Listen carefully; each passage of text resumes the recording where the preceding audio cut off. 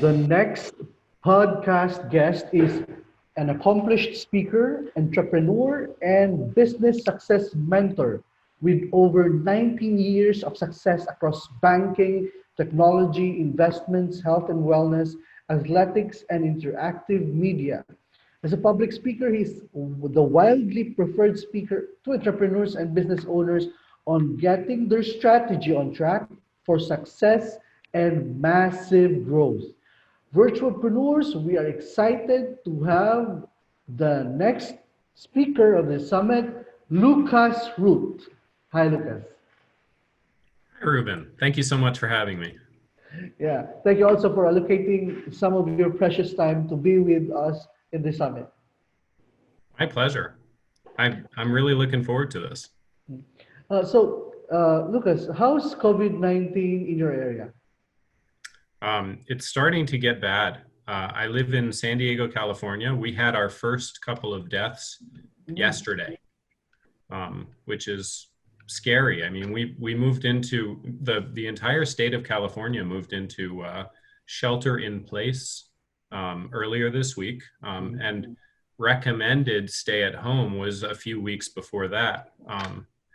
And despite having been, I would say, relatively proactive in trying to manage this this pandemic, this disease, we're still seeing a spread of the disease. We're still seeing that people are being deeply affected by it, and a couple of deaths here in San Diego already. So yeah, it's not as bad as the rest of the world yet, but it's getting worse, and I'm worried. How is your team? How's your team coping up with this COVID-19? Mostly, we're just scared. We're responding to the marketplace in a general sense in terms of these are the things that are happening, and it's affecting our personal life. However, my team has always been a virtual team. Oh, nice. I have one employee that lives in New York City. I have an employee that lives in Tijuana in Mexico. My team is spread out across the country. So my team has worked from home their entire time working with me. And so for that reason, it's not affecting our work life very much. To provide perspective to things and for people to better understand what you do, can you share to us what's your business? What are your businesses? Because I know you have several. Yeah, I do have several. The consulting business, that's the one where I'm talking about my team who are all virtual. So I consult with large, strong brands who are deeply focused in their brand and their core strength. And they come to me looking for help either growing their strategic operations or building out a business in a marketplace that they don't have a business in already.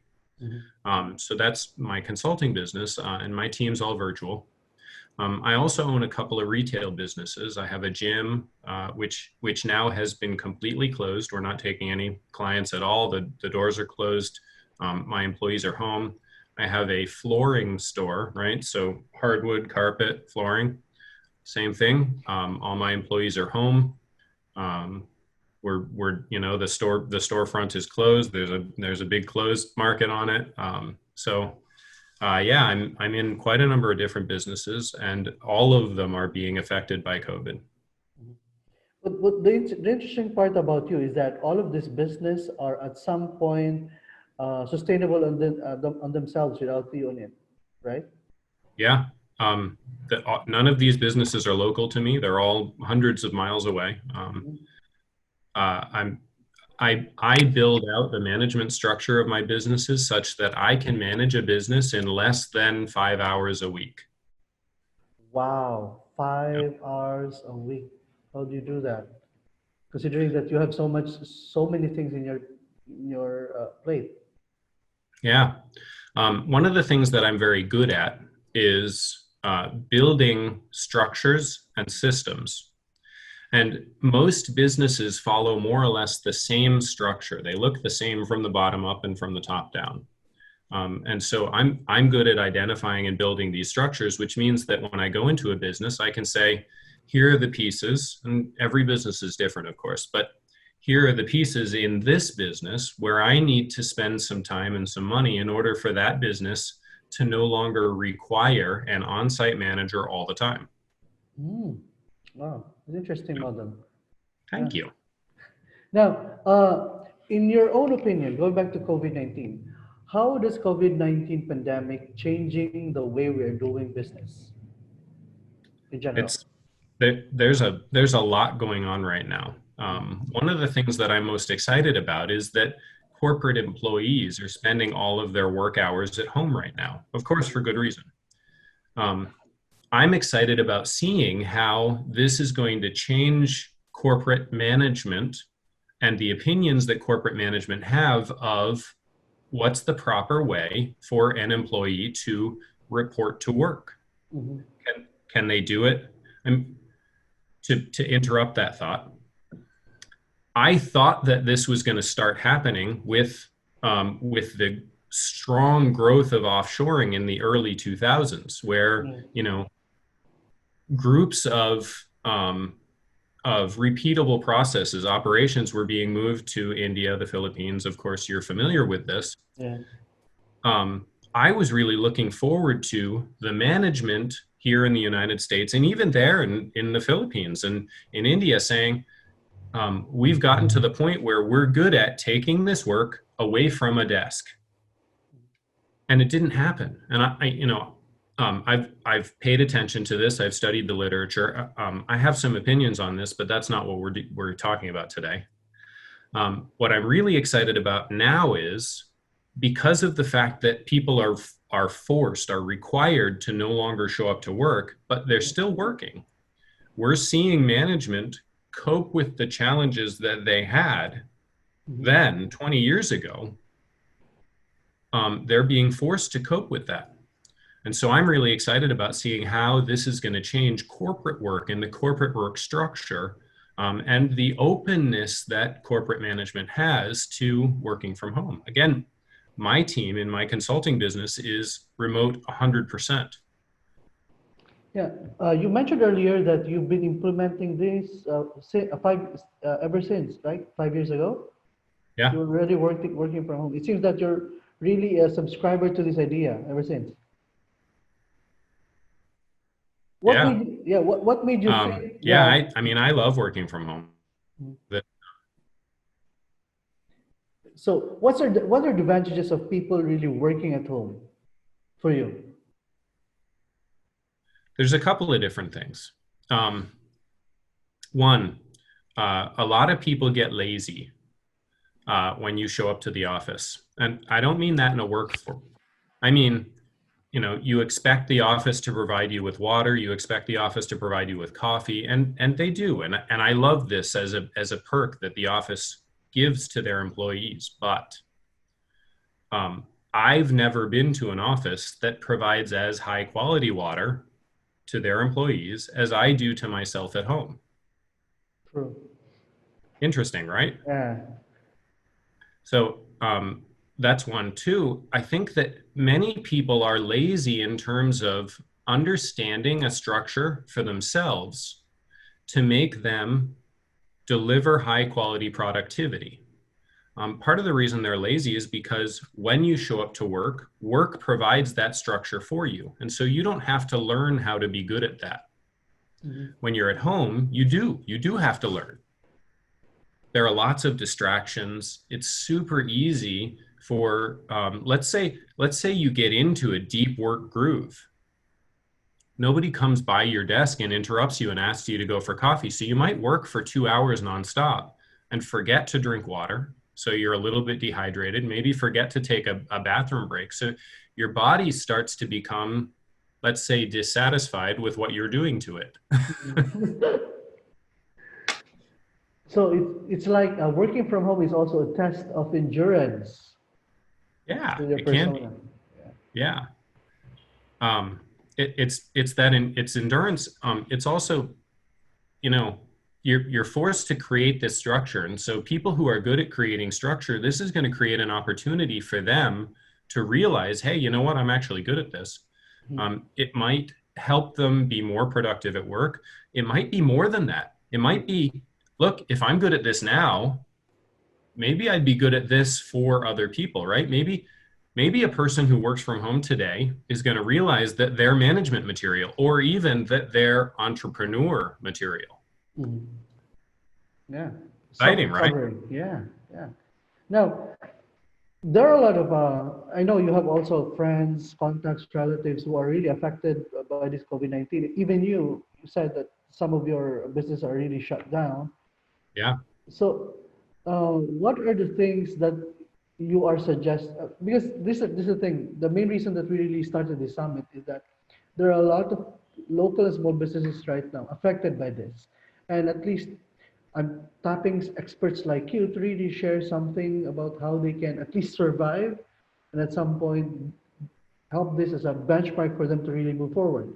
For you, Yeah. how should startup and local business owners, what should they do to be able to at least survive this time? Yeah.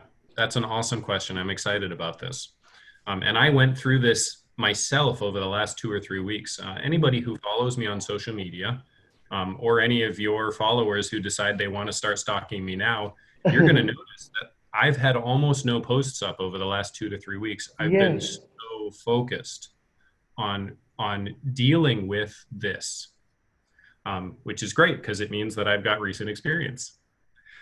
Um, First, figure out what is your basic cost for your business to keep it running. And that doesn't mean keep the doors open. My doors are all closed, but to keep it running so that when things start to change, you're allowed to start opening the doors, your employees can come back to work, your customers can start showing up under whatever circumstances, right? Mhm. When things start to change, you can open the doors. So what's that basic minimal cost?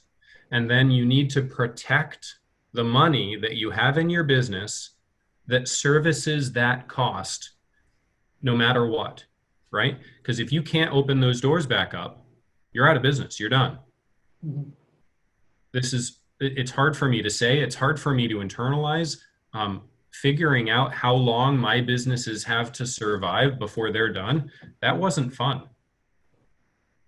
But now that I've done it and I know, now I can start to work with that, right? I can call up my landlords where I have a lease and I can say, listen, if this goes on longer than, let's say, 2 months, the business is done. To go out of business. So we need to work something out.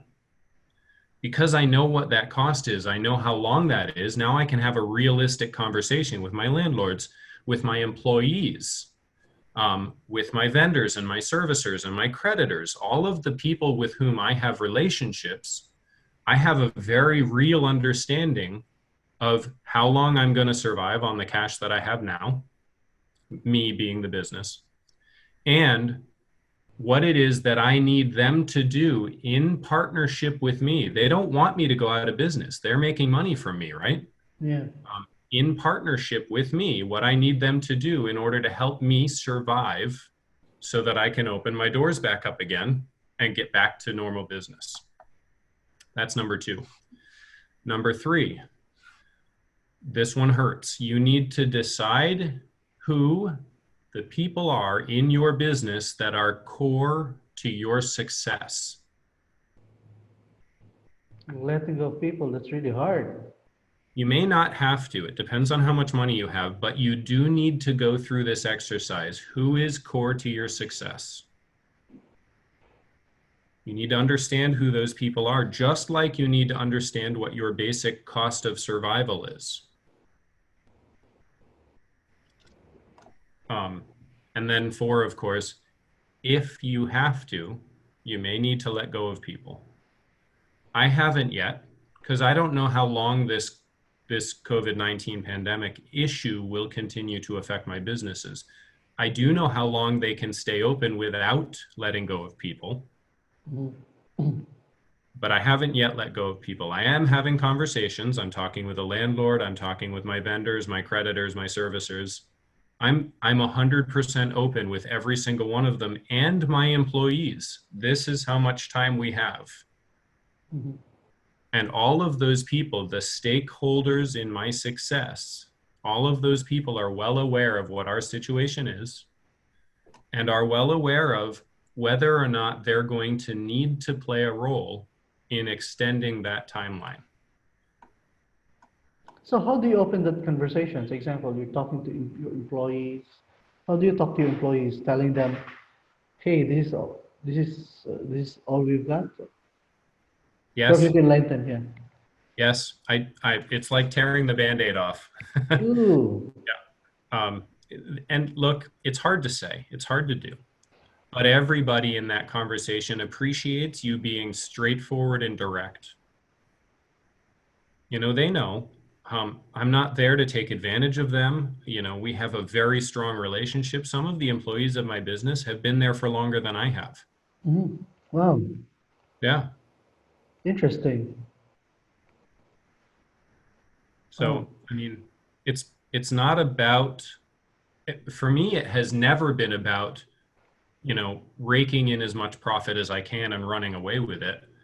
Certainly, I'm in business to make profit. Everyone is, and you should be. Mhm. But that's never been the point. It's about building a strong structure and making sure that everybody in that structure is compensated appropriately. Mhm. Me being a part of that, I should be compensated as well. But my employees know how strong the business is. They know what part they play in that, and they know what their compensation should be based on the part that they play. Mhm. Now, the other thing that I'm meaning to ask to all of the speakers of this event is that how do you um, what would be the productive strategies that they should do for local and small business owners, especially they are really affected right now. They're staying in their homes and they want to become productive. What's your suggestion? How does Yeah. Lucas spends his time to be more Yeah. productive? And I'm doing the same thing. So what I'm about to share is actually what I'm doing in my businesses as well. Mhm. First, after you know how long you survive and you've identified who your core team is, get them busy building a more complete and more robust picture of what about your business makes you special. Mhm. This is key. Many businesses started out by just selling a product. Let's go with my flooring business, for instance. Mhm. Let's say, just for example, and this isn't actually how it happened, but it's a better example. Let's say, for example, it was started by somebody who was a floor installer 20 years ago, and he just started selling floors because that's what he knows. Mhm. That's great. He built a successful business, but nothing about that's what I know is something that his team can execute. Does that make sense? What you do is something that's unique to you. Yes. What makes your business special? And now's the perfect time. Your employees are home. They want to report. They want to keep getting paid. They want to make the business strong because at the end of this, they want to, just like you, return to work and continue to be productive. So Mhm. now's the perfect time for your whole team to work together and build an idea, a robust, strong idea of what makes your business special as a team. Mhm. Think of Wow. this as like, for small businesses, great. Think of this as like going back to startup, Mhm. and your core team are the founders. You're all going to down together in a room. Now it's going to be a Zoom meeting because you can't be in the same room. Yeah. But you're all going to sit down in a room and you're going to start to hash out what we think we're going to be good at, how we're going to be strong in the market, how we're going to bring products to that the market's going to respond positively to. This is a great time to go right back to those business fundamentals and get super clear and super strong on them. And I'm doing the same thing in my businesses. As an expert, how would you suggest that they process it? Their unique, uh, what makes their business stand out? How do you process it? Example, Yeah. I'm stuck in my house. I don't have a Lucas root mind. How should I hack myself in? Be able to do that. Um, that's a great question. I have a couple of different structures that I use depending on which business I'm in. Excuse me. Some businesses do really well starting with who their customer is and how they want to be good at serving that customer. And I like that. It's a good model. Some businesses do really well by building their product first and figuring out how they want to serve a customer with that product. Both are great models. Each business leader is going to come to this exercise very differently. And I respect the way that business leaders arrive at this sort of conversation. But at the end of the day, you have to go through this exercise of being very clear on what makes you strong, what makes you good, and how it is that you're going to serve the market. And that, every business is a service business at its core, right? You're either serving a need with a product or you're serving a need with a service, but in either case, you're serving your customer. So you have to get very clear on what that is, either who the customer is and what they need to be served with, or what is the product that you think you're good at making, or service that you think you're good at delivering, and what the customer who wants to buy that looks like, right?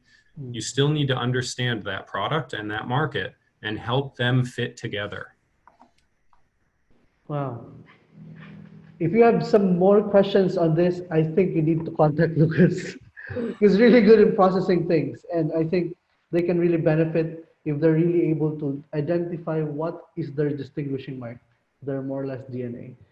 Thank you, Lucas, for your time, and I hope the strategies you've shared to us in the summit will be able to help them, our local and small businesses, traverse these hard times. Any last words to our local and small business who's listening right now? Yeah, and thank you, Ruben. I really appreciate you having me here. I would start with looking at the structures that are going to make you yourself incredibly good at being you yourself, because as a business leader, you need to bring the best you to your business in order to be able to serve your business. And number two, we talked about this already. What's the core team that's going to be great with you? It's a different look at the founder, right? This is your team, but what's that core team that's going to be great with you? And three, what is the core strength of your business? And you bring those three things together, the best you, your core team, and the core strength of your business. And coming out the other side of this, you're going to be in a really strong position. So being in a strong position would require you to prepare now then. Yeah, prepare now. For anyone who hasn't already done this. Thank you very much, Lucas, and looking forward to more conversations with you. My pleasure. Thank you, Ruben. VirtualPreneurs, live the great life.